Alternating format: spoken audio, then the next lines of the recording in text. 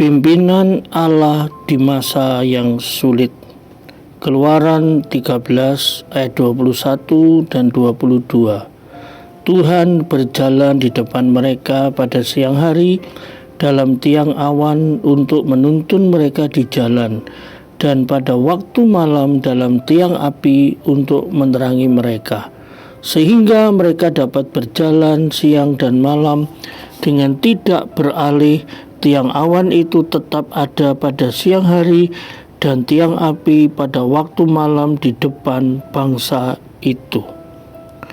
Kita hari-hari ini memasuki hari yang ketiga di tahun 2023. Dan setiap orang pasti akan melewati zaman-zaman yang sulit di hari-hari yang akan datang. Kesulitan, kesukaran di setiap masa akan terjadi karena banyak hal. Tahun 2023 banyak orang meramalkan akan terjadi krisis ekonomi global, akan terjadi bencana penyakit menular seperti virus COVID-19, ada bencana alam, ada peperangan, dan juga ada ketidakstabilan politik. Sehingga tahun 2023 banyak orang yang sulit menebak dan memprediksi apa yang akan terjadi di tahun ini.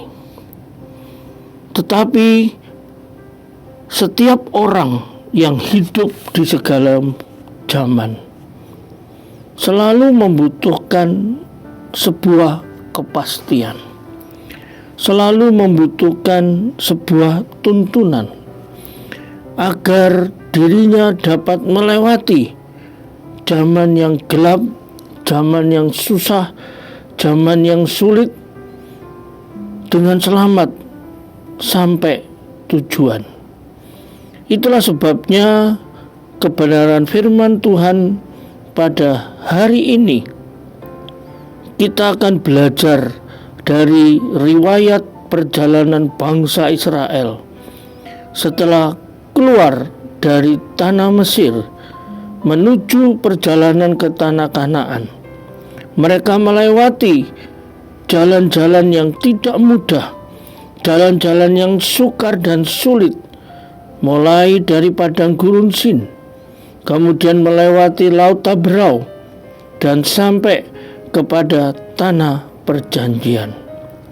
Tentu saja Tuhan Allah sadar bahwa tidak mungkin bangsa ini akan berhasil sampai di tempat tujuan tanpa penyertaannya. Itulah sebabnya Allah mengambil inisiatif dalam bentuk tiang awan dan tiang api menuntun perjalanan bangsa Israel sehingga mereka sampai sesuai dengan rancangan Tuhan di tanah Kanaan. Demikian pula dengan kehidupan kita di tahun 2023 yang akan kita lewati, yang penuh dengan tantangan, penuh dengan kesulitan, penuh dengan harapan. Hanya satu yang dapat kita lakukan. Kita harus meminta petunjuk dari Allah. Kita harus meminta pertolongan dari Allah. Oleh sebab itu, supaya kita mengerti petunjuk Allah, tuntunan Allah, hanya ada 3 hal yang harus kita lakukan. Pertama, bangunlah hubungan yang intim dengan Allah sehingga kita dapat peka mendengar suaranya. Kedua, biasakan diri kita dengan membaca dan merenungkan firman-Nya, karena firman-Nya merupakan pelita bagi jalan hidup kita.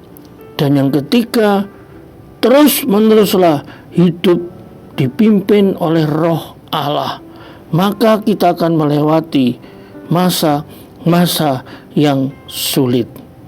Keputusan kita hari ini, lewati tahun 2023 dengan penuh optimis, bersama dengan pimpinan Tuhan.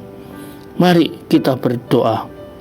Tuhan Yesus, kami berdoa supaya di tahun 2023 yang akan kami lalui, di hari-hari yang akan datang, di bulan-bulan yang akan datang, kami anak-anak-Mu yang percaya kepada Kristus, kami mohon petunjuk dan pimpinan-Mu supaya kami bisa melewatinya dengan baik dan berhasil menjadi seorang pemenang. Biarlah firman pagi ini yang kami belajar dari bangsa Israel boleh menjadi motivasi dalam diri kami untuk menghidupi kebenaran-Mu. Dalam nama Tuhan Yesus. Amin.